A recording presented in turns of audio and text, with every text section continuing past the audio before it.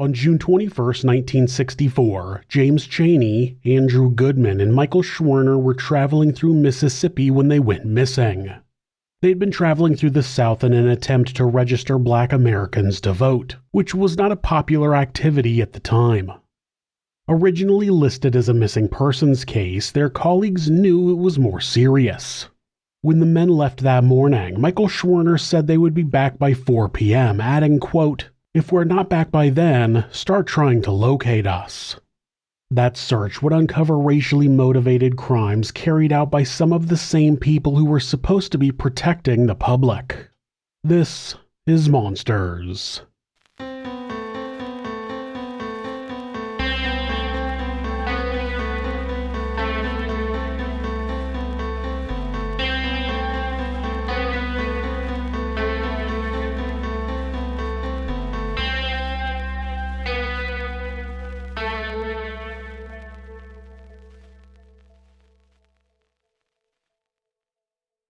By 1964, the civil rights movement was on the verge of changing the landscape of the United States forever. It was becoming so popular, in fact, many young white people were now getting on board in order to try and help out their black brothers and sisters.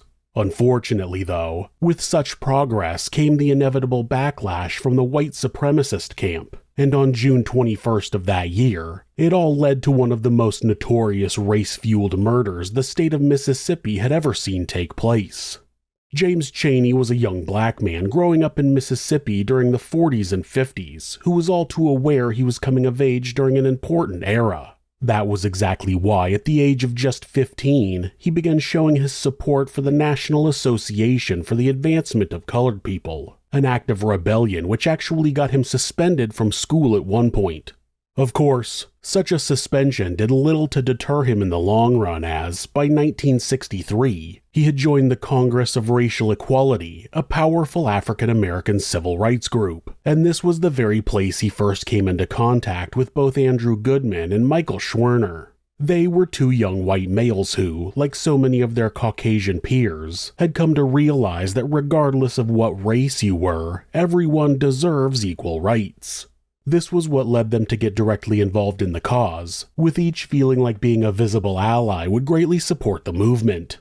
In Schwerner's case in particular, he'd actually opened up his own chapter of the Corps in Meridian, Mississippi around the same time as James Chaney joined. As for Goodman, though, being a college student meant he simply didn't have the time to devote to such an endeavor on a permanent basis. So instead, he joined up as a part-time volunteer after being encouraged to do so following his work on the Mississippi Summer Project. For those around him, that was enough. After all, every little bit helped in the fight for equality. While he was excited to be enacting change on a direct level through things like voter registration pushes, he, along with everyone else involved in the movement, understood all too well the danger of what they were entering into. Why was it so dangerous? Well, like with any push for change, there was going to come the inevitable backlash from those who prefer the status quo. Something that had been evident for civil rights workers to see as far back as the movement's origins. In the South particularly, the Ku Klux Klan had caused a lot of problems for activists, with them often resorting to outright violence in order to get their point across. And what was that point?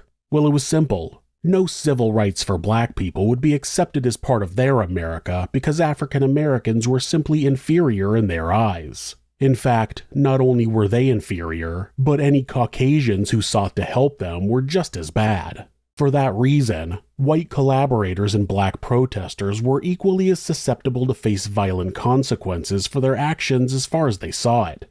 Not that this gave Chaney, Goodman, or Schwerner any real pause, though. No, they understood just how important what they were doing was, and so as the summer of 1964 rolled around, they continued to take part in voter registration pushes throughout Mississippi.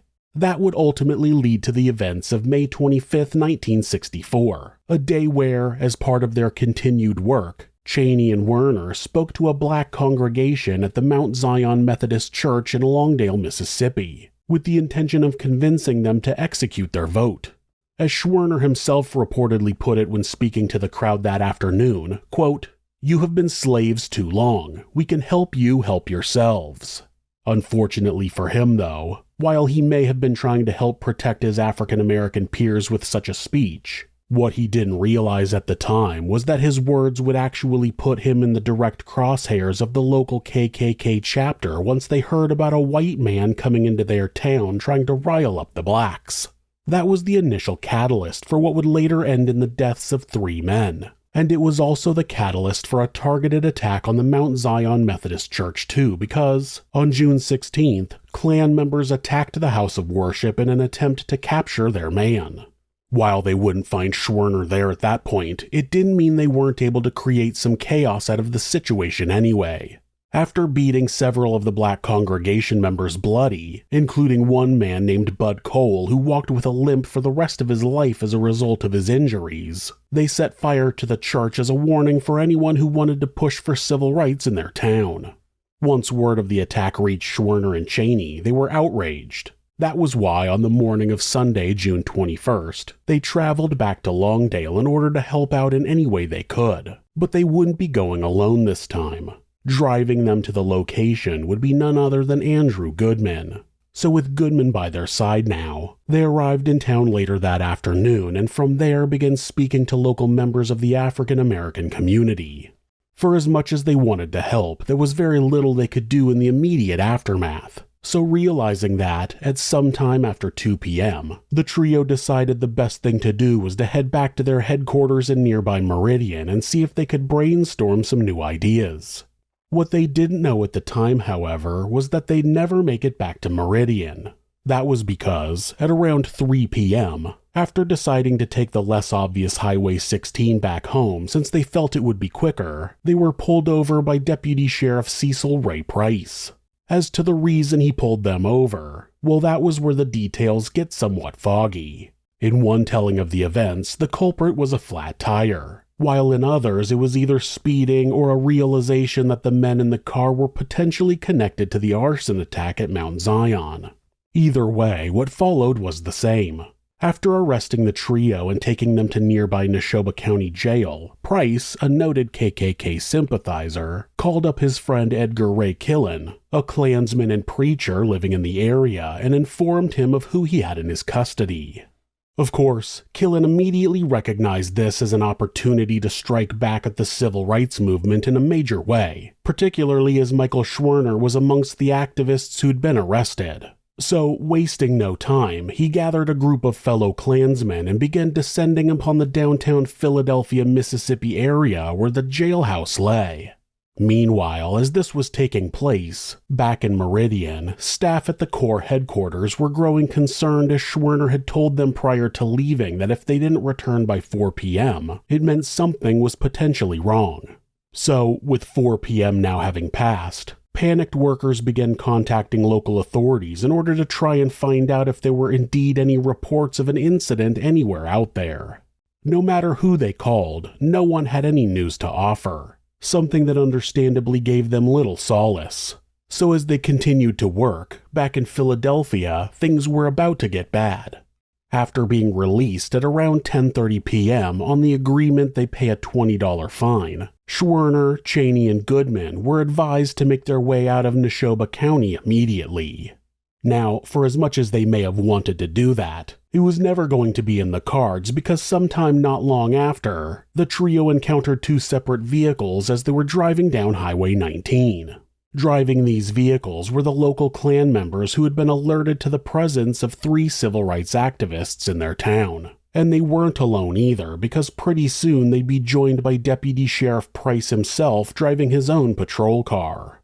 Obviously then, the 3 young men being hunted down understood exactly how serious the situation was, and that was why they tried their best to escape their stalkers. But such efforts would ultimately do no good in the end. After a brief high-speed chase, Price caught up to the trio and forced them into the back of his vehicle. Then he proceeded to drive them to an isolated location just off the highway on Rock Cut Road, about 10 miles south of Philadelphia. Of course there, the situation would only get worse as, with the rest of the mob now joining Price at the location, it meant the trio of Cheney, Schwerner, and Goodman would be vastly outnumbered. Their attackers certainly took advantage of that fact as, with chains in hand now, they started out by beating the lone African-American, James Chaney, to within an inch of his life. Then, once they got bored of that, they took things a step further by first castrating him and then shooting him fatally, all as his friends were forced to watch in horror. But that wouldn't be the end because, now that they had gotten the black kid out of the way, the murderous Klansman would get to work on taking care of the two white boys who dared to work alongside him. The way they did that was to first ask Schwerner if he was that N-word lover they'd been hearing about. When he responded by saying, quote, "Sir, I understand your concern," they shot him once in the heart. After that, Andrew Goodman was shot down too as he tried to run away on foot. With that meaning all three were now dead or at least dying, the next thing to be done was to take their bodies to Old Jolly Farm, a nearby location where a man named Herman Tucker was able to use a bulldozer to dig a large grave in short order and then cover it up with dirt after the three activists had been thrown in. But even once that was over, there was still the matter of Andrew Goodman's car to be dealt with. So at around 1:30 a.m., as the mob were all going their separate ways into the night, one of the assailants was nominated to drive the station wagon in question to a spot on Highway 21 not far from Philadelphia and set it on fire. Surely the assailants thought they had covered their tracks, making it impossible for them to get caught. What they clearly didn't reckon at the time, though, was that back in Meridian, the local Corps chapter would continue calling the police the following morning once they realized their colleagues still hadn't returned home. At that point, when it became apparent that there was no record of three being held anywhere in Neshoba County, the FBI were alerted. The disappearance of Chaney, Schwerner, and Goodman had now become a matter of federal investigation, as with racial tensions so high, particularly in the South, any possibility something untoward had happened to them was taken very seriously. That's exactly why then Attorney General Robert Kennedy had 150 agents sent over to Mississippi specifically to work on the case, something that wasn't initially welcomed by head of FBI J. Edgar Hoover.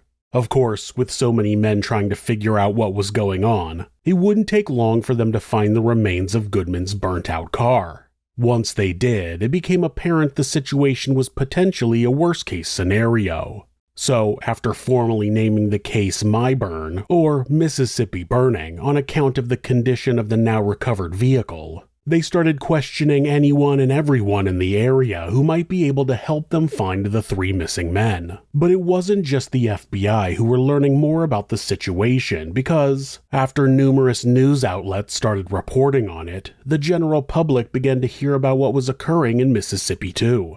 That created something of a furor amongst them. According to Michael Schwerner's wife, Rita, the only reason so many people were upset at all was because two of the men in question were white. As she put it when interviewed by reporters while the search efforts were still taking place, quote, "The slaying of a Negro in Mississippi is not news. It is only because my husband and Andrew Goodman were white that the national alarm has been sounded." While she very well may have been correct about that, at least the outrage had pushed the authorities so much that, after 6 weeks of hard work searching the back roads, swamps, and hollows of Mississippi, they were finally able to reach a breakthrough when they received what was at the time an anonymous tip from a highway patrol officer named Maynard King, which ultimately led them to Old Jolly Farm. Once the farm in question was searched, the grave site was pretty quickly uncovered. On August 4th of that year, the bodies of the three missing civil rights workers were formally identified. Of course, with their deaths now made official, it meant the case shifted into a homicide investigation at that point, with the next step being to figure out who the killers were. Given the climate of the time and the location of the murders, that last step didn't take too much guesswork as it became clear pretty early on that such a horrific act had to have been racially motivated. That was why 24-hour surveillance was set up to keep watch over various known local Klan members.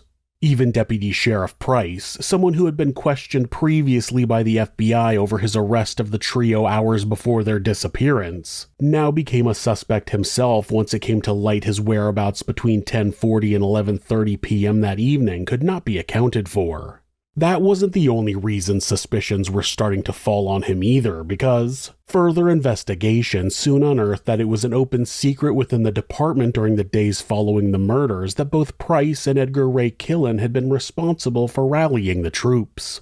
Yes, it seemed everyone knew what had really happened, but because they either agreed with the perpetrators or feared reprisal should they speak out openly, few were willing to do anything about it. That may partially explain why both state and local law enforcement didn't get involved with the ongoing investigation. No, using the excuse that there was insufficient evidence to charge anyone with the murders, they decided to take a step back and watch from the sidelines instead. That said, the FBI didn't have a problem because, with the full might of the US government behind them, the possibility of repercussions against them were minimal. That was why, using all the evidence they'd been able to gather, they started making arrests in December of 1964. And of the over 12 arrests that were made at that point, Deputy Sheriff Price and Edgar Ray Killen would be included. Unfortunately, though, because murder was a crime covered by state law and not federal law, it meant that without the cooperation of the Mississippi police, the FBI were not able to formally charge any of the men they arrested with murder. Instead, what they did was charge them with the lesser crime of conspiring to violate Schwerner, Cheney, and Goodman's civil rights, something that at least allowed them to bring the case before a federal grand jury in January of 1965. Once there, however, further problems would arise when presiding Judge William Harold Cox took one look at the case and decided to dismiss all charges against the majority of the defendants. Why did he do that? Well, because he felt the specific law being cited by the prosecution only applied to law enforcement and not the civilians who had also been involved.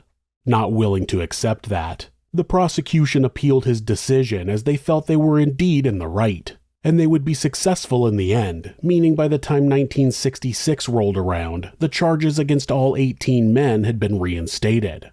However, there was still a question as to whether or not they would be convicted. After all, with the system set up the way it was in the South at the time, it meant it was going to be a lot easier for Deputy Sheriff Price and his cohorts to get off. And if you needed an example of that in action during this particular case, you only have to look at the fact that, through preemptive challenges, the defense were able to make it so there wasn't a single African American on the jury. Still, even if the group of 12 who would now be deciding the fate of the defendants were all statistically less inclined to convict them, it didn't mean there weren't a lot of grisly details related to the case that might not make them vote guilty anyway. As it happened, one of the most gruesome of these details was something that happened after the shootings and burials had taken place. During the trial, evidence was presented to the court that suggested Andrew Goldman was likely still alive at the time he was buried, as there was not only red clay dirt found in his lungs, but also scratch marks at the burial site which appeared to show he was trying to dig his way out. Obviously, that combined with the other evidence presented to them, disgusted the jury to no end. They were so appalled, in fact, that on October 20th, 1967, they found 7 of the accused guilty of violating basic human rights, with that marking the first time in the history of Mississippi that anyone had ever been convicted of such a crime in relation to the killing of a civil rights worker. As to whom those 7 now convicted men were, they were Deputy Sheriff Cecil Price, Horace Barnett, Alton Wayne Roberts, James Arledge, Billy Wayne Posey, James Snowden, and Klan Imperial Wizard Samuel Bowers. Sadly, though, not found amongst their ranks would be Edgar Ray Killen, with the reason for him not being convicted being that one of the jurors felt he could never convict a preacher. Nice. But if this man was indeed the man of God he said he was, then he certainly wasn't living by the tenets of Christianity when he did what he did. That was why the fight to see him be held accountable for his actions continued on for decades thereafter, all the way up to June 21st, 2005, at which point, after the case against him was formally reopened, he was finally convicted of manslaughter and sentenced to 60 years behind bars. Sure, he would only end up serving 12 of those years before he ultimately died in prison, but at least justice had been served in the end in his case. As to the other men who got away without a conviction, however, it's far less likely they'll ever see jail time, as since then, the case has been formally closed once more. Still, at least there's some comfort to be taken in the fact that their plan to terrorize the civil rights movement backfired, and that's because, partially as a result of the public outrage created by those murders back in 1964, the United States was galvanized to the point that the very next month, the Civil Rights Act would officially be passed. Because of that, it means the sacrifices James Chaney, Michael Schwerner, and Andrew Goodman, as well as countless others made, were not in vain. Sure, it's not as if the problems African Americans face ended overnight. Hell, many of these issues still exist to this day. But at the very least, because the work that was done during the civil rights movement by people who knew a better future was possible if they fought hard enough for it, black people now hold the same basic human rights as anyone else, and that's something we should all be proud of as a human race. Thanks for watching This Is Monsters. New episodes are uploaded twice a week on Mondays and Thursdays. There are occasional bonus episodes covering unsolved cases and criminal history. If you have a suggestion for a case you think I should cover, leave it in the comments. You can always follow the channel on Instagram at thisis_monsters and purchase merch at thisismonsters.com. Thanks so much, and be safe.